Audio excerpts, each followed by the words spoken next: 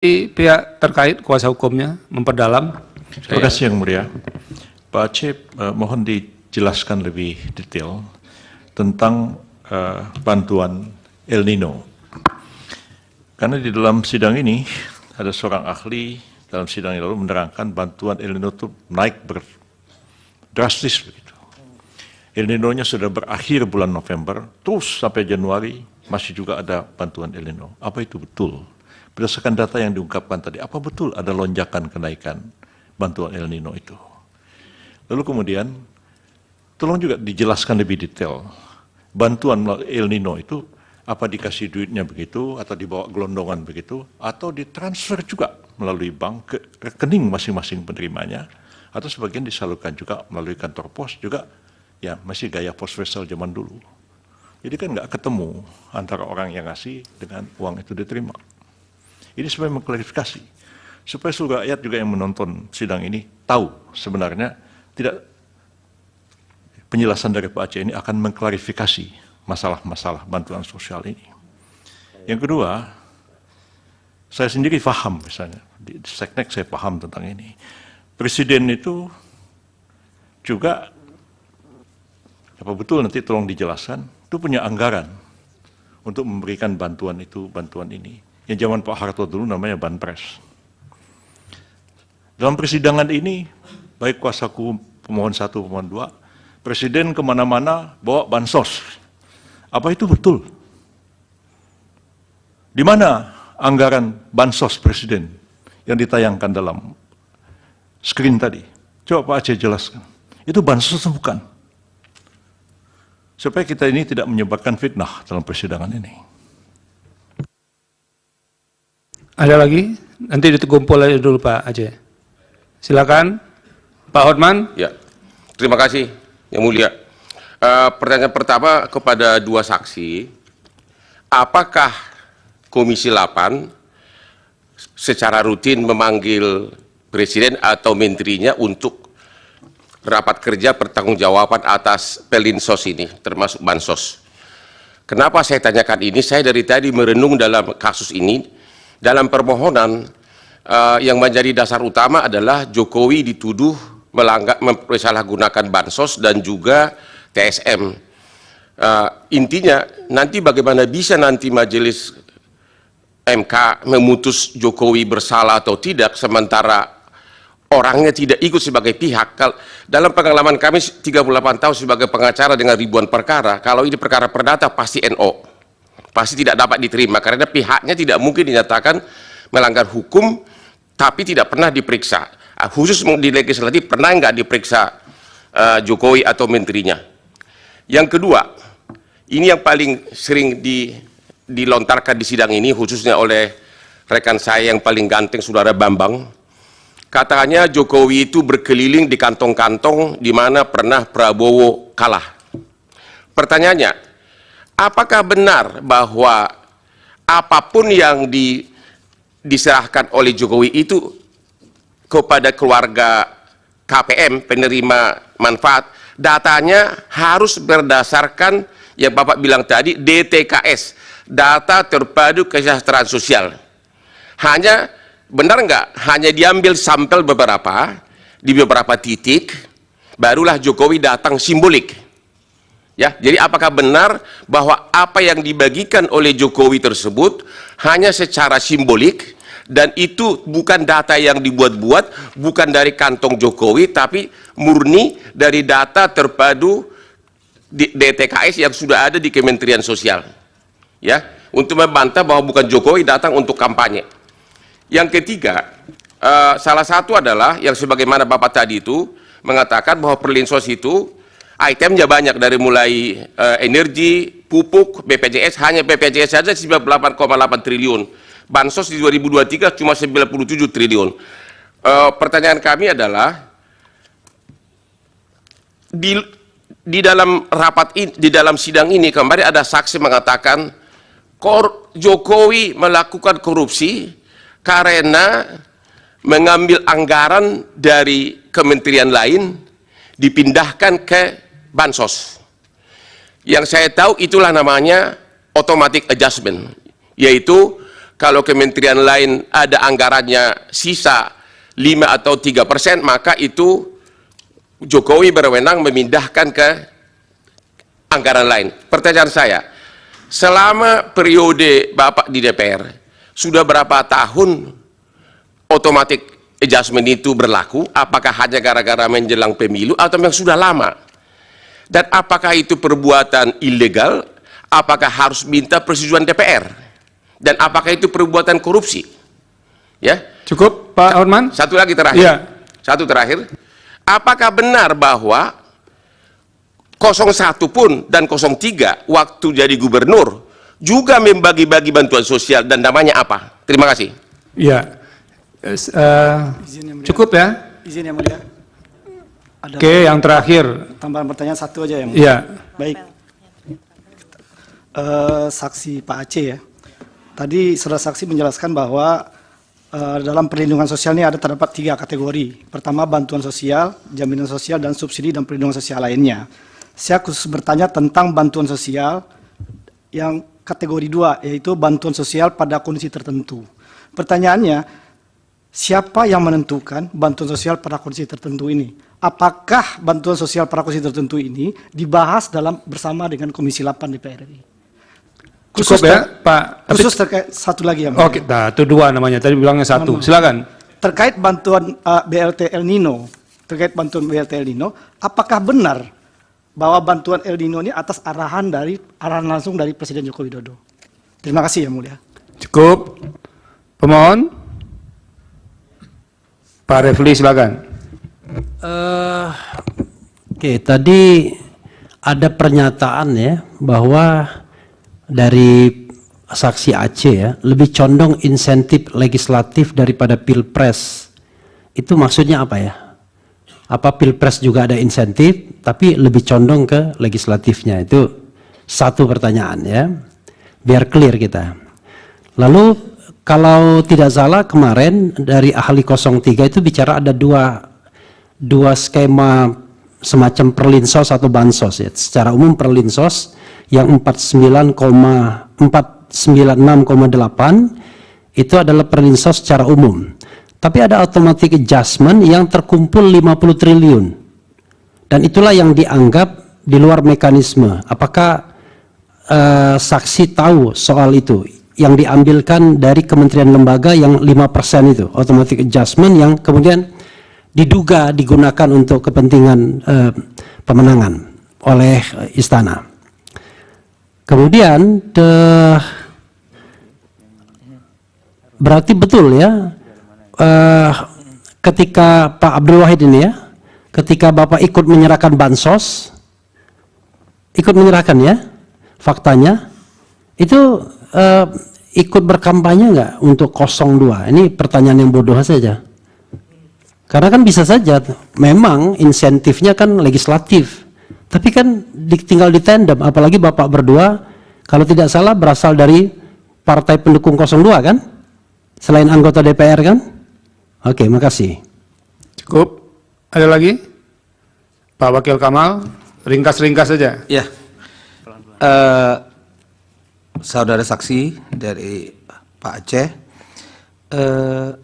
Pak Airlangga Hartarto membagi-bagikan bansos beras 10 kilo kepada masyarakat Desa Kuta, Kecamatan Pujut, Kabupaten Lombok Tengah, Nusa Tenggara Barat. Airlangga Hartarto dalam sambutannya menyampaikan, oleh karena itu Bapak Presiden dalam sidang kabinet kemarin meminta agar BLT El Nino juga untuk dilanjutkan sampai bulan Juni. Terima kasih sama Bapak Presiden. Dan dijawab oleh masyarakat yang hadir dengan kata-kata terima kasih Bapak Presiden. Jadi tolong Ibu bicara terima kasih pada Pak Jokowi. Tolong direkam bisa. Ini adalah pertanyaannya, apakah ini kan ketum Anda, apakah Anda ikut dalam acara tersebut atau tidaknya tahu? Karena ini viral banget. Yang kedua, pertanyaannya berkaitan ini, yang dibagi-bagi itu dari anggaran Kemensos atau di luar itu? Kemudian, Ini yang ketiga ya? ya, Pertanyaannya. melanjutkan, automatic adjustment tadi ada sekitar 50 T, apakah juga DPR tahu berkaitan dengan hal tersebut? Jadi yang dibagi-bagi Pak Jokowi juga dari mana? Apakah itu dari Kemensos atau antara Bappenas dengan Kemensos? Ini kan ada dua anggaran yang berbeda. Yang dijelaskan oleh saksi, setahu saya itu semuanya dari Kemensos. Tapi yang kemudian ada di Bappenas yang bagi-bagi beras juga, ada yang dibagi-bagi Pak Jokowi, itu dari mana? Cukup. Ya. Yang termasuk PJ Hero itu bagi-bagi. Kira-kira itu ya. Cukup. Pemohon 2. Terima kasih Yang Mulia. Saya ada 3 pertanyaan yang saya ingin ajukan pada Saudara Aceh sebagai saksi. Nah, tadi Saudara Aceh bicara mengenai payung perlindungan sosial. Antara lain disebutkan bahwa ada yang bantuan sosial yang sifatnya reguler dan ada juga yang tidak reguler dalam keadaan-keadaan tertentu misalnya. Nah, saya ingin tanya, berapa persentase dari bantuan yang non-reguler yang dialokasikan misalnya? Walaupun pertanyaan mengenai bantuan yang reguler itu juga cukup penting, tapi saya ingin mulai dengan itu. Nah, kenapa saya bertanya mengenai ini? Karena kita bicara mengenai satu isu yang sangat fundamental dalam kehidupan kita berbangsa dan bernegara. Kita bicara mengenai pasal 33 Undang-Undang Dasar 45, yang judulnya itu kesejahteraan sosial, social welfare. Juga ada kaitannya dengan pasal 34. Nah, saya masih ingin tahu ya, kenapa disebut bantuan. Ya. Sebab saya kalau membaca pasal 33 dan 34, sebetulnya bukan bantuan, itu hak, itu entitlement, ya, perlindungan, ya, hak yang inherent dalam diri manusia sebagai warga negara di Indonesia ini. Tapi kenapa tidak disebut welfare benefit, ya, atau hak kesejahteraan seperti yang dimasukkan dalam pasal 33. Karena konotasi bantuan itu charity, itu kedermawanan. Nah, negara itu tidak perlu dermawan, negara itu perlu memberikan hak kepada warga negaranya. Nah, itu pertanyaan pertama. Yang kedua, tadi disebutkan ada berbagai jenis bansos. Saya juga melihat dalam prakteknya paling tidak ada 10 atau 11, mungkin juga lebih. Ada Undang-Undang Nomor 13 yang menyangkut fakir miskin. Ada Undang-Undang Nomor 11 tahun 2009 mengenai kesejahteraan sosial.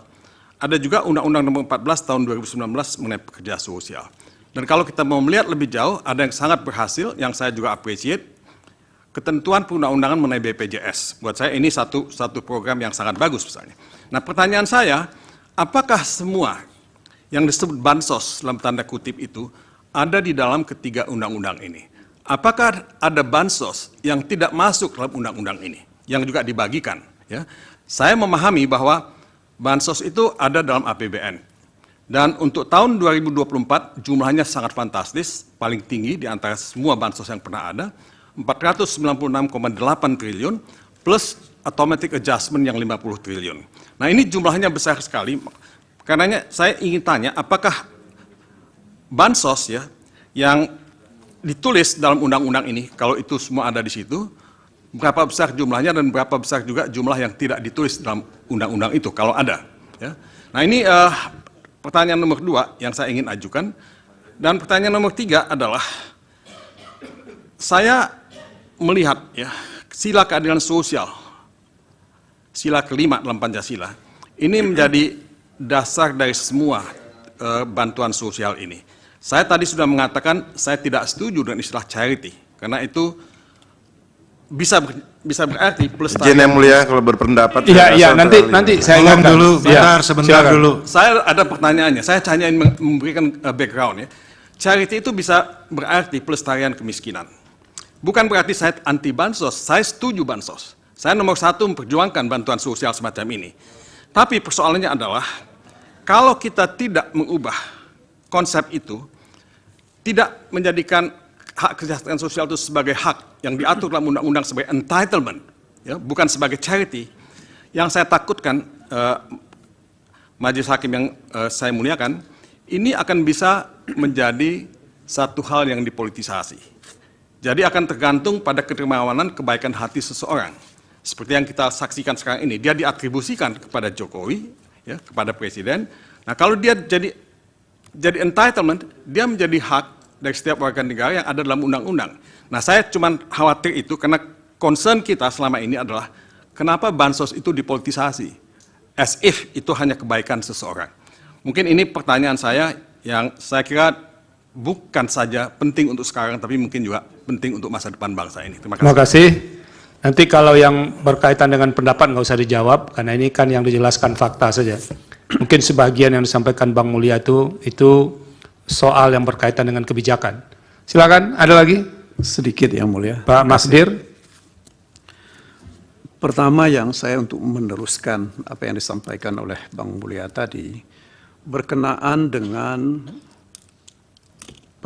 perlindungan sosial yang disebut-sebut oleh beberapa banyak pihak. Ini kan yang jadi persoalan buat kita adalah ketika ada satu peraturan presiden nomor 125 tentang pengelolaan cadangan pangan pemerintah. Nah, pengelolaan cadangan pangan pemerintah ini juga termasuk di dalamnya adalah bantuan-bantuan berupa beras yang dilakukan oleh presiden. Yang tadi saya tidak tahu apakah itu terkait langsung dengan automatic adjustment itu atau tidak. Akan tetapi yang kita persoalkan, ini bukan persoalan pemberian pengadaan dari beras-beras itu. Karena pengadaan terhadap hal ini dilakukan oleh Badan Pangan yang juga diberi kewenangan oleh Perpres ini untuk membagikannya. Sementara secara real selama ini segala bentuk bantuan sosial atau apapun yang kita sebut itu by name by address sudah selalu dilakukan oleh Kementerian Sosial. Nah, ini yang saya kira Pak Aceh, tolong kami diberikan penjelasan. Apakah memang pengadaan ini, ya, terutama pemberian bantuan pangan ini, seperti bansos beras ini, itu ada persetujuan juga dari DPR? Itu pertanyaan saya yang pertama. Kemudian yang kedua, ya tentu kita setuju soal bansos pangan tunai dan seterusnya itu yang selama ini memang kita ketahui itu dilakukan melalui pos, bahkan juga ada yang melalui bank. Yang jadi persoalan adalah, ini yang saya mau tanya kepada Pak Aceh, bagaimana sikap Komisi 8 terhadap bansos yang dicairkan ketika terjadi kita krisis minyak goreng? Ya, bansos itu oleh BPKP dianggap sebagai kerugian keuangan negara yang mencapai 4, sekian triliun. Ya. Padahal bansos yang diberikan untuk kegiatan karena adanya krisis minyak goreng itu berasal dari Kementerian Sosial, yang mulia. Ya. Nah, dalam keadaan seperti ini, saya tidak pernah mendengar sikap dari Komisi 8 terhadap urusan ini. Ya. Akan tetapi sekarang justru mereka Pak Masdir fokus saja ya kepada yang didalilkan. Jangan nyerempet ke kasus-kasus lain, nanti jadi beda. Baik, terima kasih yang mulia. Saya ingin mendapatkan pencerahan dari saksi ini mengenai apa sih prinsip dasar pemberian bansos ini dan bagaimana pelaksanaannya. Bagaimana juga sikap mereka terhadap hal-hal yang selama ini menjadi masalah. Nah, kita kan nggak mau juga ini nanti akan bermasalah. Itu yang kedua. Yang ketiga, yang saya juga ingin... Yang terakhir ya, Pak Magdir. Ya, terima kasih yang mulia. Saya yang terakhir, selama ini kita yang tidak pernah mendengar evaluasi yang dilakukan oleh Komisi 8, terutama terkait dengan apa yang kita sebut termasuk diantaranya itu tadi ada pembagian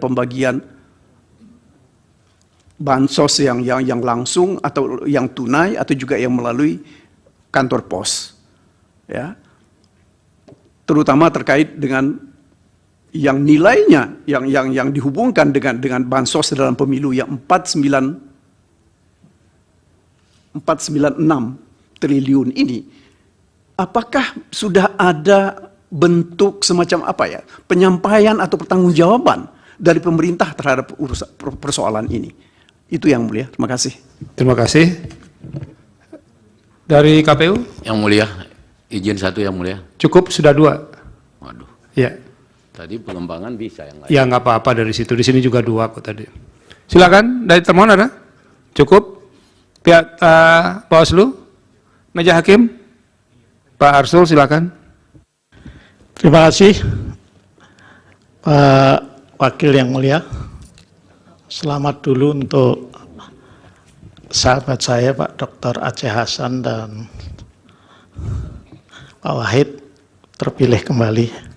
Itu namanya diberkahi. Nah, saya melihat bahwa banyak di antara kita yang kemudian bicara tentang bantuan sosial, tetapi barangkali belum sempat membaca legal framework-nya, kerangka hukum. Saya kira kita perlu membaca lebih dulu apa sih yang dimaksud dengan bantuan sosial atau perlindungan sosial.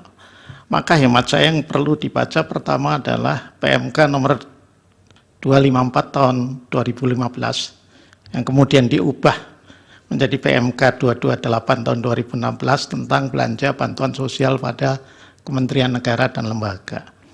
Yang kedua, Peraturan Presiden nomor 63 tahun 2017 tentang penyaluran bantuan sosial. Nah, kalau kita baca dua peraturan itu saja, maka kita akan memahami bahwa yang namanya bantuan sosial itu domainnya bukan hanya ada di Kementerian Sosial saja, ya.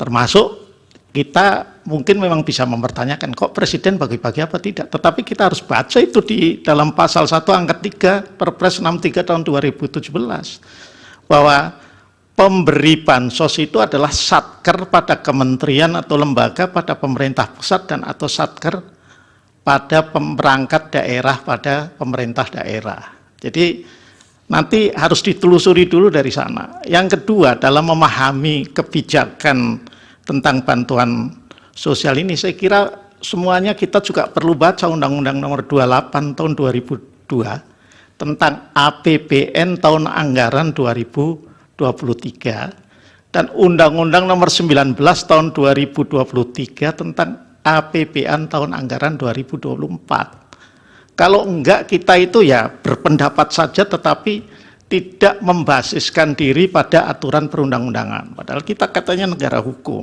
ya. Nah, jadi ini, saya ingin minta konfirmasi saja ini pada Pak Aceh dan Pak Wahid, ya. Bahwa pertama kalau kita bicara ini yang ada di APBN 2024 yang sekarang sedang berjalan, ya, jumlah anggaran perlindungan sosial ini 496,8, ya. Ini adalah total, ya, dari perlindungan sosial, tidak hanya yang dalam bentuk atau yang masuk dalam nomenklatur bantuan sosial saja. Itu dulu. Tadi kan disebut ada jaminan sosial dan lain sebagainya, ya, itu dulu. Nah, yang kedua, ini tidak ditangani hanya atau dialokasikan hanya untuk Kementerian Sosial saja, tetapi untuk seluruh kementerian dan lembaga, termasuk untuk penanggulangan bencana, ya, yang berdasarkan Perpres tadi itu memang kemudian dikasih alokasi anggaran. Saya ingin minta konfirmasi itu, ya. Nah, yang berikutnya, meskipun ini baru akan kita dalaminya besok ketika Menteri Keuangan itu memberikan penjelasan, ya. Ini anggaran perlindungan sosial ini adalah belanja pemerintah pusat, PPP, ya. Hanya kalau Pak Aceh bisa menjelaskan juga bagus untuk memberikan pencerahan kepada kita, tapi kalaupun enggak juga tidak apa-apa, karena yang namanya belanja pemerintah pusat itu dibedakan atas belanja menurut fungsi, belanja BPP menurut organisasi, dan BPP menurut program. Ini yang mana ini? 496. Nah, bansos itu memang agak fleksibel, dibuat seperti itu dalam APBN kita, dan itu sejak zaman dulu, bukan hanya pemerintahannya Pak Jokowi saja, saya kira, saya lihat. Makanya selalu ada isu kalau mau pilpres itu terkait dengan bansos. Dulu zaman Pak SBY, seingat saya itu ada isu tentang BLT lah. Nah, itu bentuk, jadi selalu jadi isu. Berbeda dengan dana desa yang selalu disebut-sebut oleh Prof. Yusril. Kalau itu jelas sudah teranggarkan sekian, bagian dari TKD, ya, TKD itu transfer ke daerah. Jadi yang namanya APBN itu terdiri dari dua belanja negara besar. Dua belanja negara itu terdiri dari dua nomenklatur besar. PPP, ya, belanja pemerintah pusat, sama TKD namanya, transfer ke daerah. Saya nggak pernah jadi anggota Banggar, tapi karena pernah jadi anggota DPR yang masih ngerti lah begini-begini itu. Gitu ya. Nah, jadi itu yang harus dipahami ya, maka ada fleksibilitas. Nah, mestinya pendalamannya adalah mengapa dikeluarkan begitu banyak di awal tahun di 2024. Ya, ini kalau Pak Aceh bisa jawab, syukur, enggak juga enggak apa-apa, gitu ya. Nah, mengapa dikeluarkan di 2003 itu, ya, di 2023 itu di akhir-akhir, di Oktober November. Itu boleh didalami, kalau mau didalami saya kasih clue itu, ya. Kenapa? Karena memang kalau sudah November Desember harus dihabiskan, kalau enggak kan jadi silpa nanti, jadi sal, akan seperti itu, ya. Jadi itu saja barangkali sedikit yang mungkin Pak Aceh bisa menambahkan pencerahannya, atau Pak Wahid. Terima kasih. Terima kasih. Ini dari bekas anggota DPR ke anggota DPR. Prof. Guntur, silakan. Ya, terima kasih Yang Mulia Pak Wakil. Singkat saja untuk Pak Aceh dan Pak Wahid terkait dengan metode penyaluran. Kalau tadi Pak Aceh menyampaikan bahwa metode penyaluran bansos ini dilakukan melalui cash transfer atau melalui PT Pos. Berarti kan ini sifatnya ya penyalurannya langsung ya ke penerima manfaat. Tapi tadi saya dengar juga dari Pak Wahid bahwa Pak Wahid dalam hal bansos ikut dalam hal penyerahan bansos. Nah, sebenarnya ini metodenya ini sebetulnya yang mana nih? Apakah memang dua-duanya kombinasi, atau kalau tadi saya dengar dari paparan dari Pak Aceh itu kan hanya dua metodenya. Metode cash transfer dengan metode PT Pos. Nah, tapi kalau ada penyerahan melalui yang langsung, ya sebagaimana yang disampaikan oleh Pak Wahid, nah apakah memang untuk bansos ini ada metode ketiga gitu dalam bentuk penyerahan langsung itu? Mungkin bisa ada penjelasan menyangkut ini Pak Aceh dan Pak Wahid. Ya, terima kasih. Terima kasih Prof. Guntur. Terakhir, Prof. Eni Nurbaningsih. Silakan. Terima kasih. Satu saja saya Pak Aceh. Itu di tayangan halaman 5 itu anggaran terkait dengan perlinsos lainnya, itu kok naiknya hampir 2 kali lipat ya, 53,1 triliun. Apakah memang ada force mayor yang memang harus kemudian mendapatkan pos sebegitu besarnya? Di halaman 5 Pak, tabel itu. Mungkin bisa dijelaskan Pak ya. Terima yang kasih. anggaran perlindungan ini. Ya, perlinsos lainnya itu loh Pak. Ya. Itu ya, terima kasih. Cukup Prof. Eni. Pak Sira silakan. Singkat saja ya. Alhamdulillah. Yang Mulia, saya mau meminta penjelasan dari Bang Aceh terkait dengan automatic adjustment. Kalau kita pahami bahwa di periode 2020 itu ada dana kementerian atau lembaga yang memang direkopusing dalam kepentingan untuk penanggulangan COVID-19. Nah, kalau 2024, pertanyaan saya ini, kalau 2024 apa justifikasinya? Dana sebesar itu tanpa ada satu keadaan kegentingan terhadap satu kondisi negara ini, sehingga ada protection di mana negara hadir untuk perlindungan rakyatnya. Itu saya minta penjelasan dari ini. Apa justifikasi dan sehingga dia layak untuk ditingkatkan anggaran sampai 50 triliun lebih. Pertanyaan saya kedua sudah ditanyakan oleh Prof. Eni tadi. Terima kasih Yang Mulia. Terima kasih. Pak Aceh silakan, kalau bisa seefektif mungkin. Saya besok ini masih mau didalami dengan 4 menteri. Silakan. Terima kasih Yang Mulia. Saya tentu akan menjawab sesuai dengan kapasitas saya sebagai anggota Komisi 8 DPR RI dan tidak akan menjawab hal-hal yang tidak terkait dengan mitra kami, karena sebagai saksi fakta tentu saya menyampaikan